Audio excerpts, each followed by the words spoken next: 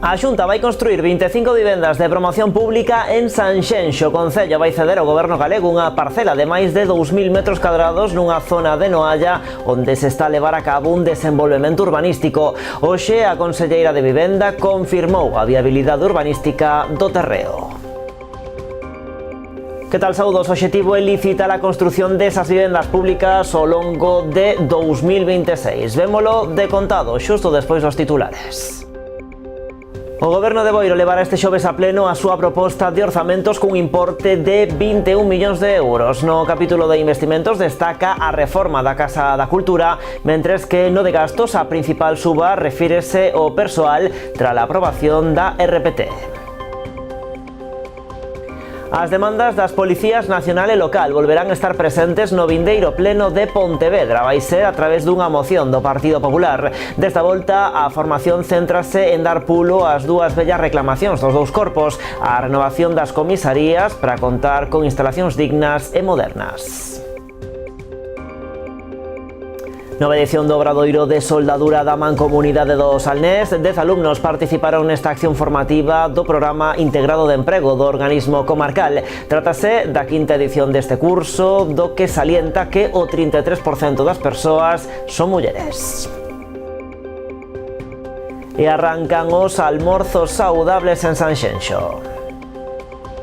O alumnado de sexto de primaria do colexio Julia Becerra Malvar de Ribadumia foi o primeiro grupo en participar nesta iniciativa impulsada polo Obradoiro de Hostalería do Salnés. O obxectivo é que a rapazada vaya tomando conciencia da importancia de adquirir bons hábitos alimenticios, comezando polo almorzo.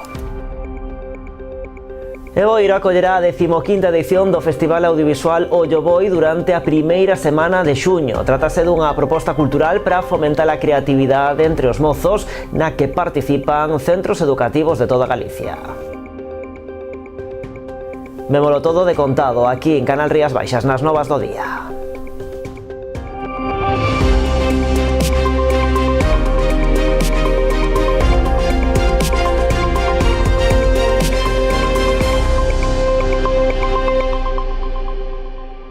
A Xunta vai construir 25 vivendas de promoción pública en Sanxenxo. O Concello vai ceder ao Goberno galego unha parcela de máis de 2.000 metros cadrados nunha zona de Noalla onde se está a levar a cabo un desenvolvemento urbanístico. Hoxe a conselleira de Vivenda confirmaba a viabilidade urbanística deste terreo.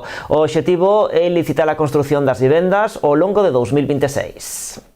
As 25 vivendas de promoción pública vanse construir neste terreo en Noalla. Están nun dos extremos dunha parcela onde se está a levar a cabo un desenvolvemento urbanístico privado de vivendas de luxo. Esta mañá o alcalde achegábase ao lugar para ensinarlle o espazo á conselleira de Vivenda. O que queremos facer hoxe é ofrecerlle á consellería, querida conselleira, un solo aquí para que poida facer esas 25 vivendas que sean todas públicas e pedirche que eso, a decisión é vosa. Nós estaríamos dispostos a cedela. O alcalde salientou que malia que aquí se poden facer 11 vivendas libres e outras 14 de promoción pública, a súa aposta pasa porque a Xunta asuma a construción de 25 vivendas públicas. Estudiamos a viabilidade urbanística dende a Xunta de Galicia e, por suposto, imos a aceptar esta cesión, como non pode ser de outro modo, imos a aceptar esta construción de 25 vivendas de promoción pública, todas elas vivendas de promoción pública. Dende hoxe mesmo nos podemos a traballar para conseguir ese reto que temos. A cesión da parcela terá que ser aprobada agora no pleno do Concello. O obxectivo da Xunta é licitar a construción das vivendas no ano 2026. Logo xa iniciaremos os trámites para a licitación do proxecto de redacción para estas 25 vivendas públicas para intentar estar xa licitando a construción destas vivendas no vindeiro ano 26. A parcela ocupa un espazo de case 2.700 metros cadrados nunha superficie total de máis de 70.000. No resto desta área xa se está a levar a cabo a construción de vivendas privadas. Neste caso, salienta o alcalde, aquí se podían facer 320. No 2017, o goberno local suspendeu as licenzas, rebaixándoas logo a 160 vivendas. Vémolo tamén en titulares. O Goberno de Boiro levará este xoves a plena a súa proposta de orzamentos cun importe total de 21 millóns de euros. No capítulo de investimentos destaca a reforma da Casa da Cultura, mentres que no de gastos a principal suba refírese ao persoal tras a aprobación do RPT.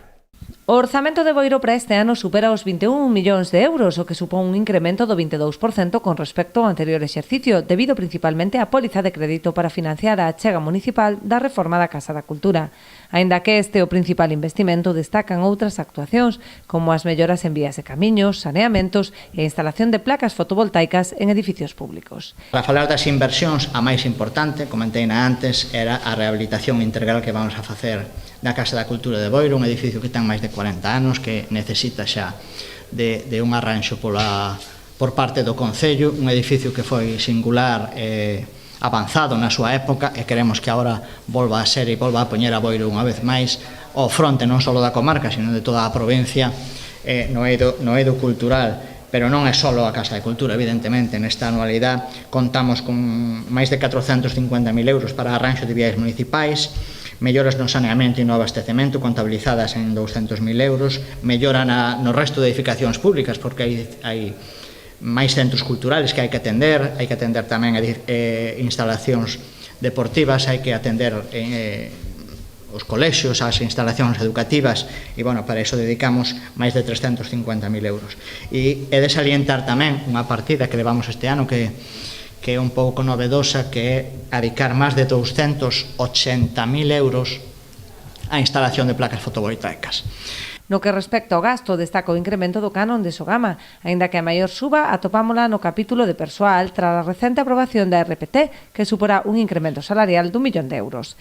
Trátase dun exemplo da aposta do Goberno polo emprego de calidade, que xunto coa formación, a dotación de chan industrial e a creación de vivenda constitúen os piares da súa política.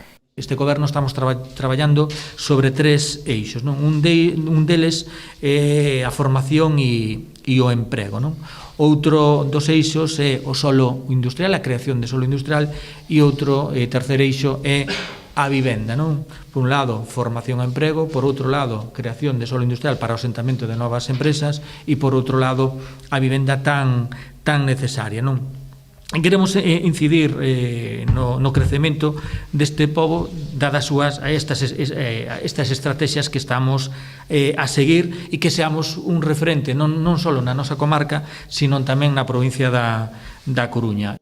As contas reflicten tamén a baixada da débeda que continúa coa senda descendente ata o 22%, mentres que o remanente supera os 900.000 euros.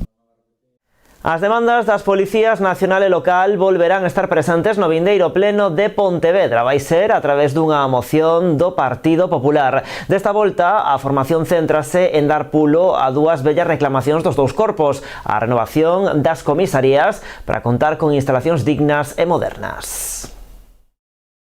O Partido Popular de Pontevedra volverá a reclamar no Pleno Municipal condicións e instalacións dignas para a Policía Local da cidade. Farao a través dunha moción que demanda a posta a punto da comisaría actual do Corpo, situada no Pazo da Cultura. Hablábamos del nuevo edificio de emergencias y lo que solicitamos a través de esta moción es que mientras dicho edificio de emergencias no sea una realidad y no se lleve a cabo el traslado efectivo de la Policía Local, pues se garanticen las condiciones adecuadas de la actual ubicación en el Pazo da Cultura de la Policía Local, especialmente pues en cuanto a temas de salubridad. Tamén reclamarán no pleno un aumento do cadro de persoal, maior presenza de patrullas a pé para mellorar a seguridade cidadá ou mellorar os medios materiais dos que dispoñen os axentes e os vehículos policiais. Todas elas, recordou Pardo, cuestións que se recolleran nun acordo plenario adoptado por unanimidade o 20 de xaneiro de 2025.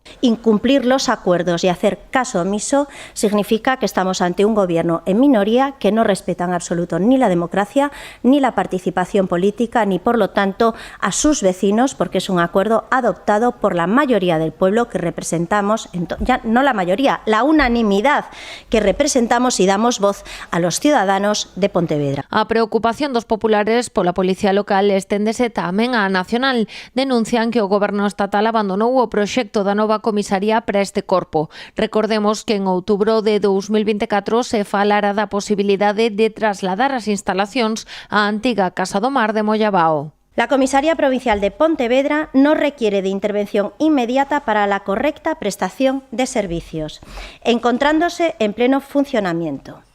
Y Continúo. En este momento no existen previsiones concretas sobre la posible construcción de una nueva comisaría. 5 de diciembre del 2024. Ante esta situación, os populares reivindican unha solución urxente para a comisaría, un edificio que consideran obsoleto e con importantes deficiencias, como problemas de iluminación, vestiarios que carecen de condicións de salubridade, sen zona de descanso para persoal ou unha oficina de denuncias que tan só conta cun biombo de separación entre postos. Seguimos en Pontevedra. O Partido Socialista reclama á Xunta que estenda a dragaxe do Lérez ata a Ponte dos Tirantes. É unha das emendas que o Partido Socialista presenta a moción que levará o Partido Popular ao vindeiro pleno de Pontevedra sobre esta actuación no río. Pretenden transformar o texto dos populares que consideran partidista e propagandístico.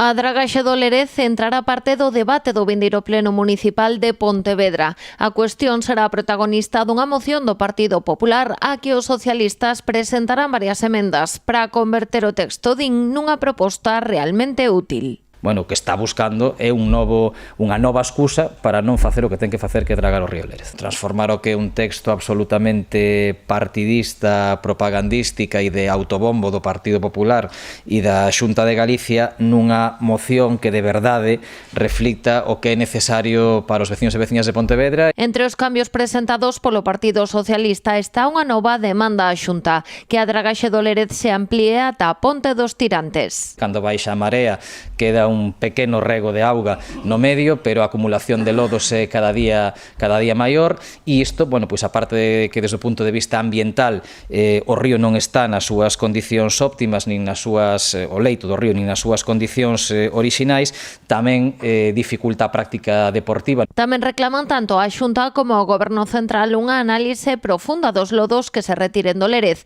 O obxectivo é confirmar que non serán tóxicos para os fondos mariños que os reciban. De non cumprir cos requisitos, os socialistas demandan que se traten en terra. É certo que supón un coste maior, pero inicial, pero é certo que supón un aforro a longo plazo desde o punto de vista ambiental e desde o punto de vista pois de merma ou afección negativa a outras actividades económicas como é o marisqueo, que tamén son importantes e moi importantes para Rías Baixas e particularmente para Pontevedra. Pero os socialistas, os populares, realizan unha lectura interesada do informe elaborado polo CEDEC sobre os puntos de vertedura destes lodos. Ademais do lugar tradicional na contorna da illa de Sálvora, os expertos sinalan outras dúas opcións, un punto nesta zona e un terceiro próximo á boca da ría de Vigo.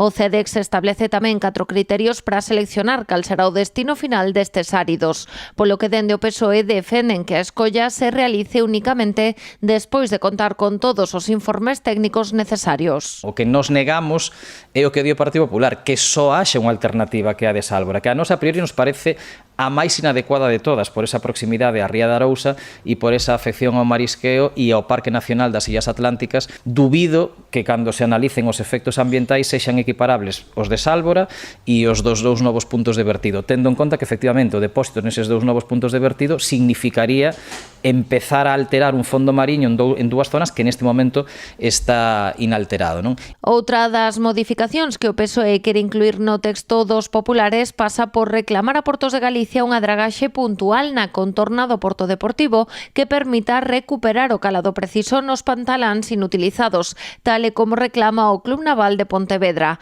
A actuación que se realizaría antes de iniciar a dragaxe xeral do Lérez.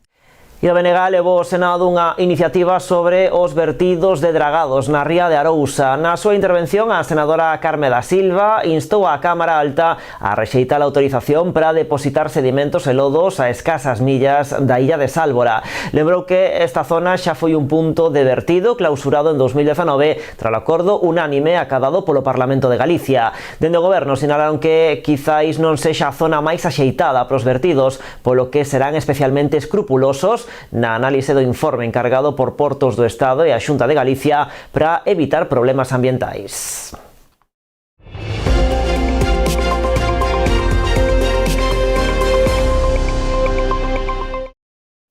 Ribeira pon en marcha a Mesa Local da Infancia e da Adolescencia. Convértese así no primeiro municipio de Galicia en constituir este órgano que ten como a principal finalidade contribuir a mellorar a calidade da atención e a protección dos menores.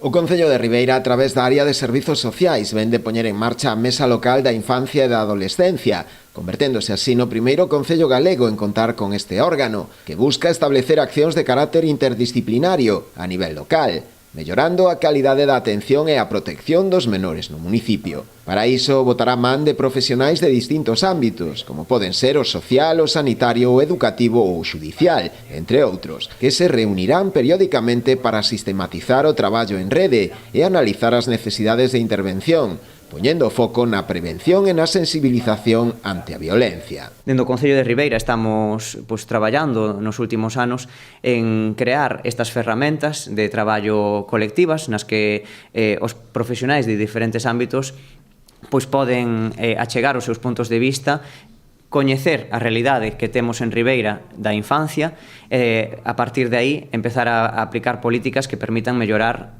todo o que facemos con respecto ao ámbito da infancia e da mocidade. Durante este mes de maio e xuño, a idea é formar unha comisión de traballo para cada área, polo que dende o Concello fan unha chamada a sumarse á iniciativa. Actualmente estamos na fase de dar a coñecer a mesa, de crear as comisións, e queremos convocar as persoas que estén interesadas en formar parte delas a que contacten directamente comigo enviando un correo a educadora@ribeira.gal durante o mes de maio. E Mavi, a maleta viaxeira contra a violencia de xénero que promove a Subdelegación do Goberno na Coruña chega á Biblioteca da Pobra do Caramiñal. A iniciativa coa que se busca promover a igualdade de xénero e a prevención da violencia machista foi presentada na localidade pola propia subdelegada María Rivas. A subdelegada do Goberno na Coruña, María Rivas, entregou esta mañá á Biblioteca da Pobra a maleta viaxeira contra a violencia de xénero, coa que se busca promover a reflexión, a sensibilización e a concienciación sobre as situacións de vulnerabilidade das propias mulleres. A maleta contén diferentes libros con temática feminista e de igualdade, tanto para público adulto como infantil. Segundo explicou a propia María Rivas, Mavi é unha ferramenta esencial para conseguir unha sociedade máis igualitaria, máis xusta e libre de violencias machistas. Que teñamos sempre presente que nesta provincia, neste momento, temos máis de 2.600 mulleres dentro do sistema Biogen de protección.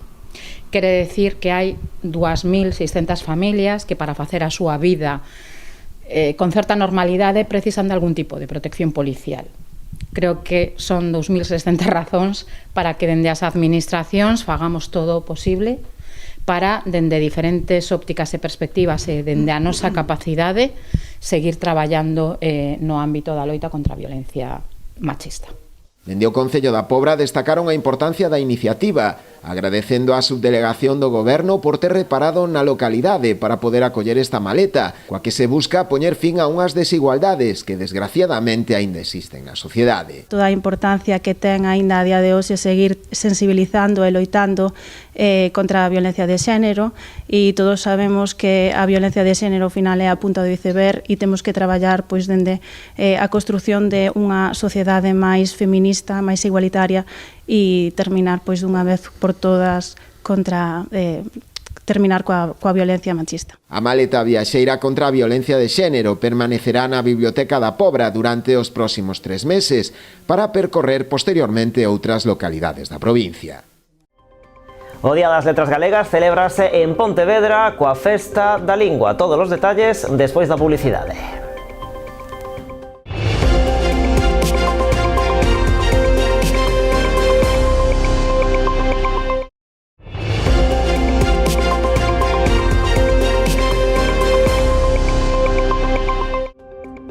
Aquí seguimos nas novas en Canal Rías Baixas, nova edición do Obradoiro de Soldadura da Mancomunidade do Salnés. 10 alumnos participaron nesta acción formativa do Programa Integrado de Emprego do Organismo Comarcal. Formáronse en Meaño nas instalacións da empresa Censol no polígono da Pedreira. Trátase da quinta edición deste curso, do que salienta que o 33% das persoas que participaron son mulleres. Un dato significativo tendo en conta que estamos a falar dun sector tradicionalmente masculinizado. Dende que a Mancomunidade impulsa este obradoiro, nel formáronse xa case 60 candidatos e candidatas.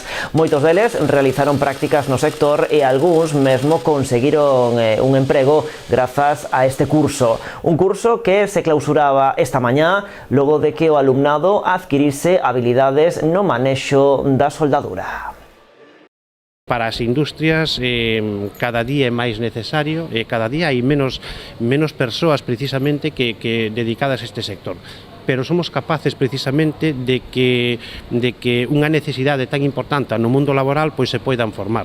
E hai o 33% deste curso de persoas que se están formando son mulleres. Por lo tanto, eu creo que estamos dando pasos moi importantes. Felicitar a Mariano, que é o profesor, ano tras ano que forme a xuventude nun campo ou nun oficio que ten moita demanda. Estamos falando de oficios tradicionales que as empresas demandan, e xa non só a nivel comarca, provincial, a nivel estatal, sino que ten inserción a nivel internacional. De aquí saliron soldadores que están en Alemania, que están en Canadá, que están nas plataformas, son soldadores en Suiza, tamén están, xente que sale preparada, xente que están ganando, falando dos sueldos, están ganando de 5.000 e pico, 6.000 euros. La verdad que era un sector que desconocía totalmente y me encantó.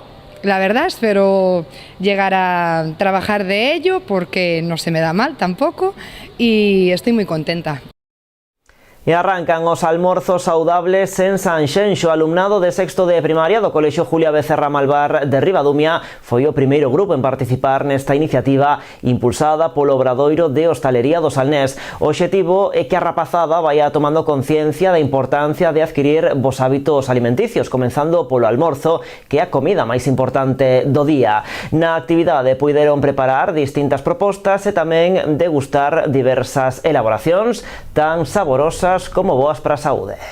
A rapazada do Colexio Julia Becerra Malvar de Ribadumia foi encargada de inaugurar hoxe unha nova edición dos almorzos saudables do Obradoiro de Hostalería do Salnés. Aquí puideron preparar e saborear distintas opcións, por suposto, boas para a saúde. O alumnado de sexto de primaria chegou coa lección ben aprendida. Os almorzos saludables son un almorzo que se equilibrado, que se para que se bo para o teu corpo. Os almorzos saludables pois son almorzos con comida saludable que axuda ao corpo a mantenerse fortes e saludable. Pois tomar froite, tomar proteínas, hidratos de carbono, todo equilibrado. E uns exemplos, pois tomar froita cuns cereais, leite, unha tortilla francesa. Un desayuno saudable, frutas, o que como é zumo de laranxa. Zumo de naranxa, un pouquiño de froita, kiwi, esas cousas. E unha tostadas con xamón, por exemplo. Ademais deste grupo, por aquí pasarán tamén estes días alumnos do Valle Inclán e das Bizocas, do Concello do Grove. Pasarán máis de 100 nenos por aquí de primaria e o que procuramos pois é inculcarlles un pouquiño en que consiste un almorzo saudable, en que eles xa o saben, e un pouco afianzar eses coñecementos. Forman parte tamén do noso obradoiro, é dicir, que sepan o que facemos nos aquí, os futuros cociñeiros e cociñeiras e camareiras fan obradoiros. O alumnado do obradoiro encárgase de guiar a rapazada polas distintas estacións, dende levar unha bandexa a poñer a mesa, aprendendo tamén a amasar ou cociñar un menú saudable. Un dos ingredientes estrela destas xornadas está sendo o mexillón. De feito, aproveitando a actividade, a Mancomunidade asinaba tamén esta mañá un convenio de colaboración con Mexillón de Galicia. Todo que poida ser promocionar este mexilón e a parte que coincida aquí hoxe precisamente cos nenos e con, sobre todo nesa formación tamén da vida saudable, dos alimentos saudables, pois a verdade é que, de alguma maneira pois é unha satisfacción. Este tipo de actividades de promoción a nós parecenos importantísimo. Sobre todo a nós convéncenos moitísimo cando se pon en contexto o que é o comenzo, neste caso, que é o de enseñarlle aos nenos a comer ben. Unha colaboración que irá máis alá destas xornadas, co Mexillón galego como protagonista noutras iniciativas do Obradoiro de Emprego ao longo dos vindeiros meses. Saiban tamén que a Asociación de Empresarios de Ribeira pon en marcha unha nova campaña comercial co lema Enlace en Ribeira, os lazos no comercio local. A iniciativa, cofinanciada pola Xunta, ten como obxectivo premiar a confianza dos consumidores locais e apoiar os pequenos establecementos do municipio. Na campaña na que participan todos os negocios integrados na patronal ribeirense, sortearánse un total de 1.000 euros en premios en distintos vales de compra. A proposta prolongarase dende agora mesmo ata o vindeiro 24 de maio.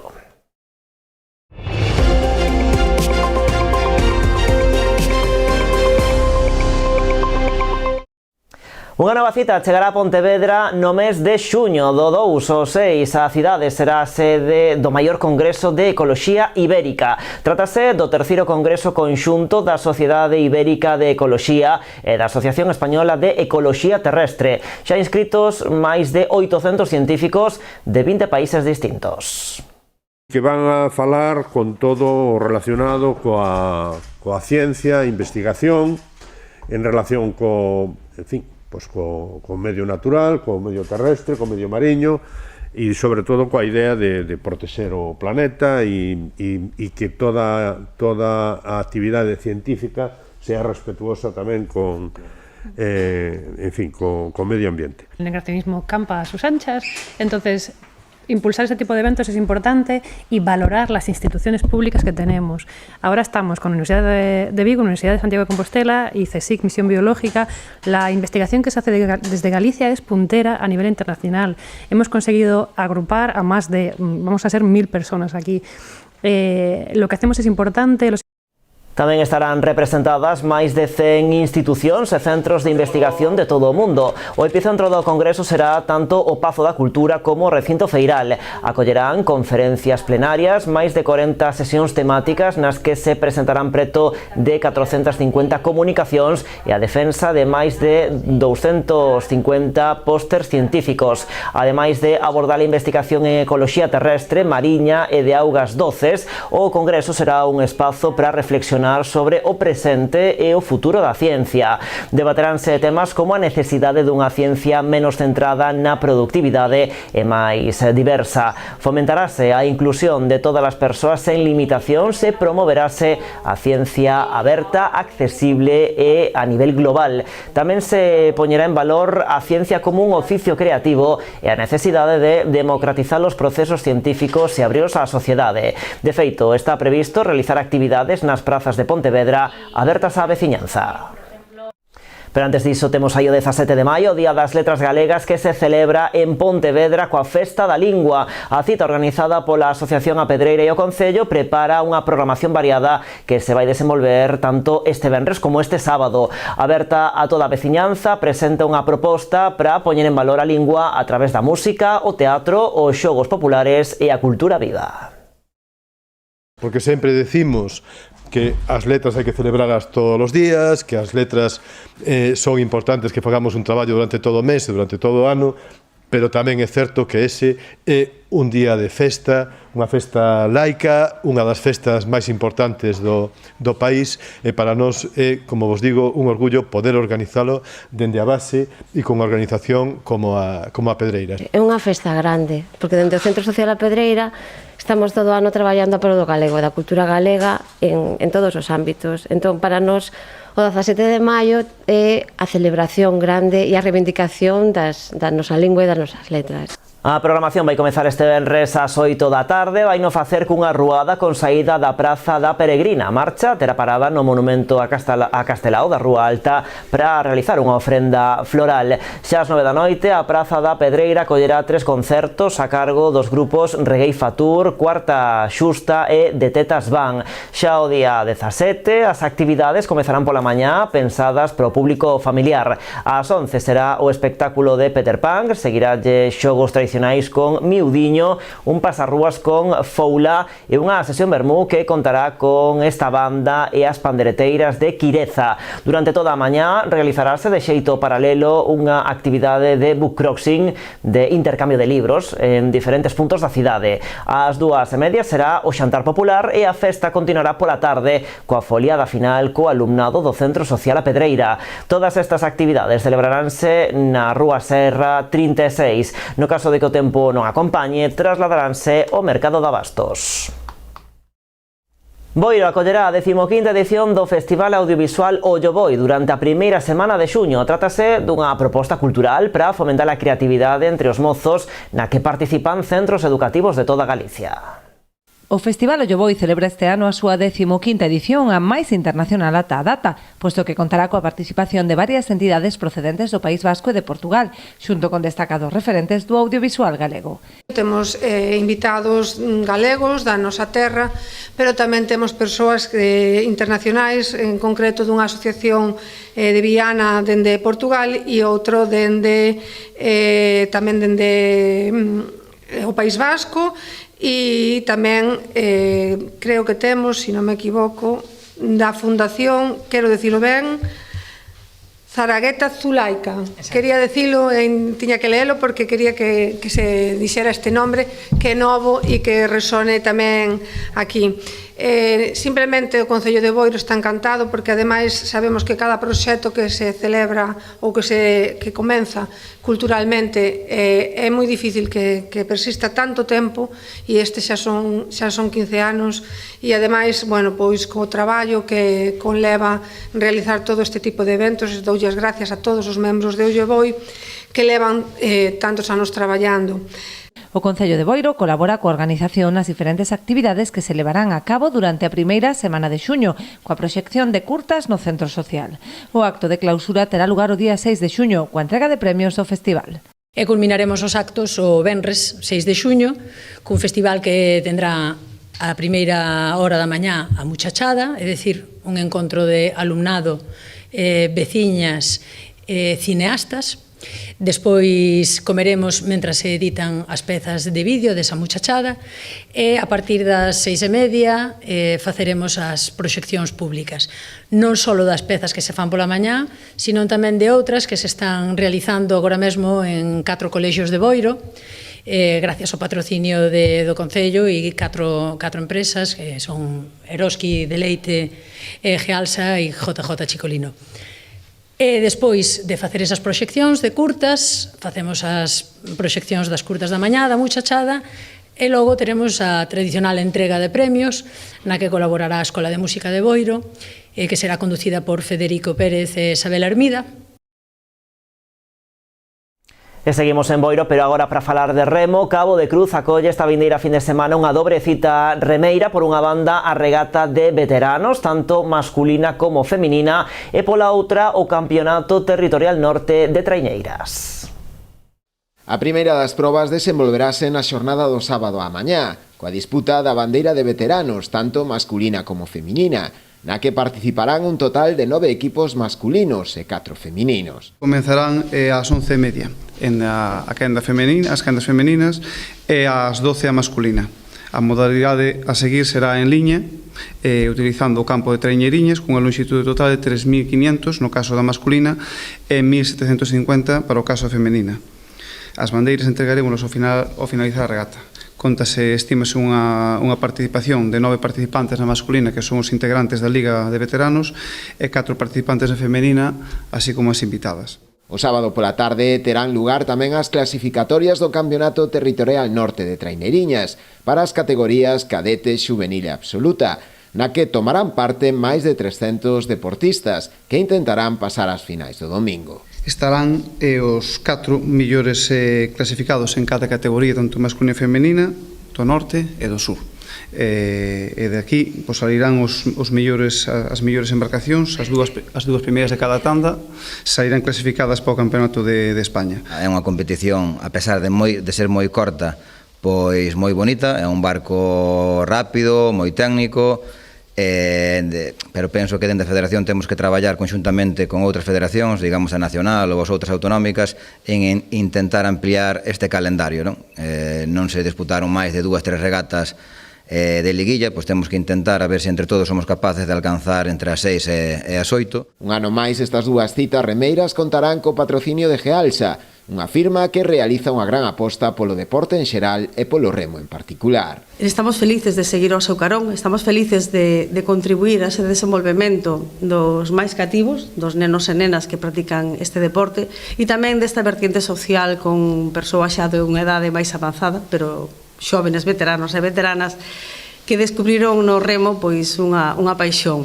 Dende o Concello agardan unha gran resposta de xente eses 2 días, animando a veciñanza a asistir a apoiar os remeiros. Seguramente que así vai a ser todo un éxito, e estou seguro de que ademais o noso clube de aquí de Boiro vai a facer un gran papel, como veñen de facer, bueno, durante toda a súa historia, pero fai un par de semanas acaban de quedar campeóns e campeonas de España, correxídeme, pero creo que foi infantil femenino e juvenil masculino, campeóns de España, aparte de outras tantas medallas que trouxeron para aquí, para o noso concello.